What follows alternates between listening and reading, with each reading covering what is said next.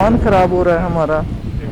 जैसे अब हमारा फ्रिज खराब हो गया, डिम लाइट आती है ना, लाइट की बहुत ज़्यादा समस्या है हमारे को। बहुत बार लाइट कट रही है और फ्लक्चुएशन भी होता है बहुत बार। और लाइट बहुत बार रात को भी कटती है और जब लाइट कटती है तो फैन और एसी भी नहीं काम करता। और आजकल धूप भी बहुत है, गर्मी भी लगती है।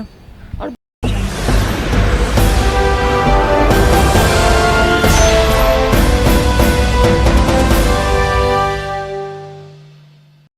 नमस्कार, आप देख रहे हैं राजधानी न्यूज़ गुरुग्राम।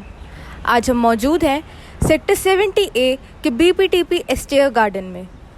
यहाँ के करीब 500 परिवार तपती गर्मी में अघोषित बिजली कटौती से परेशान हैं।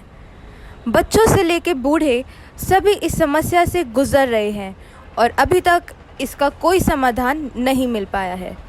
चलिए बात करते हैं यहाँ के रेजिडेंट्स एंड RWA के मेंबर से।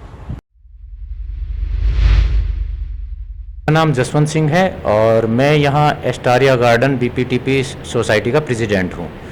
मैं बताना चाहूँगा आप लोगों को यहाँ के कुछ प्रॉब्लम्स के बारे में जो मेरे लिए फेस हो रही है अभी राइट नाउ।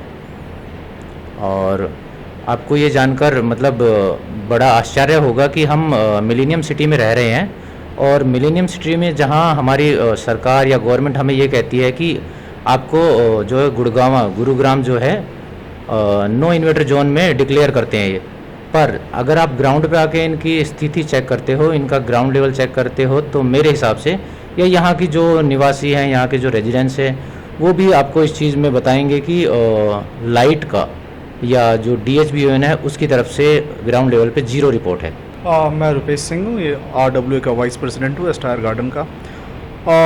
इनफैक्ट 4 साल पहले मैंने फ्लैट बुक किया था, looking at all the amenities and all the promises that BPTP has made at that time.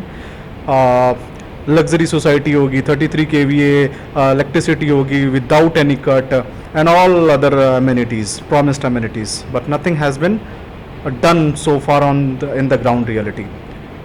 4 साल से हम रेगुलरली अप्रोच कर रहे हैं XCN को, SDO को, बिल्डर को to get our 33 kVA connection. पर लास्ट तक जो यहाँ पे जो सब स्टेशन है जिनका, जो कि 220 kVA का जो सब स्टेशन बनना है, वो पूरी तरह से तैयार हो जाएगा।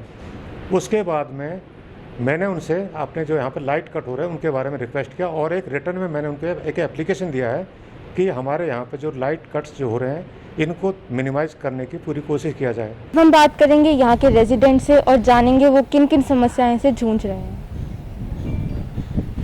हाय, मैं BPTP ब्लॉक में रह रही हूँ। हमें आए हुए 3 साल हो गए लगभग, बट बाकी चीज़ें तो दूर की बात है, बट इलेक्ट्रिसिटी बहुत ज़्यादा बड़ी प्रॉब्लम है हमारे लिए।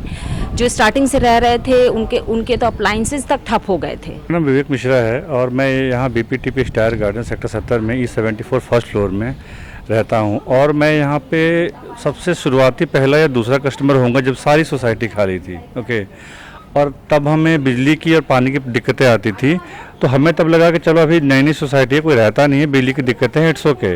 हालांकि तब भी हमें बैकअप के लिए बिल्डर ने पहले पैसे ले लिए थे। has been provided by BPTP is not adequate. This society is getting more and more residents are joining in this society, and the DG is just not adequate. It keeps malfunctioning. So we are having a lot of problem. This has been reported for the last 2-3 years and no solution seems to be coming. On top of that, NGT has already said that you cannot use DGs. So what are we supposed to do as residents? We don't have supply, we don't have DG. What are we supposed to do? Especially work from home. हम BPTP एस्टेयर garden में रह रहे हैं। हमारे यहाँ light की बहुत problem है। आधा घंटा दोपहर में लाइट ही कट हो जाती है, जिससे बच्चे बड़े परेशान हैं और हम भी बहुत परेशान हैं। दिन में कहीं 8-8, 10-10 बार कट होती है लाइट, जिसका कोई हिसाब किताब ही नहीं है। DG का रेट वैसे 28 रुपये कर रखा है इन्होंने पर यूनिट, और फिर भी लाइट नहीं दे रहे। तो ये कहना था यहाँ के रेजिडेंट्स का, और इनका कहना है कि इन्होंने पूरे पैसे तो दिए हैं बट उस हिसाब से इनको फैसिलिटीज़ नहीं मिल पा रही हैं। गुरुग्राम से जुड़ी खबरें देखने के लिए देखते रहिए राजधानी न्यूज़ गुरुग्राम।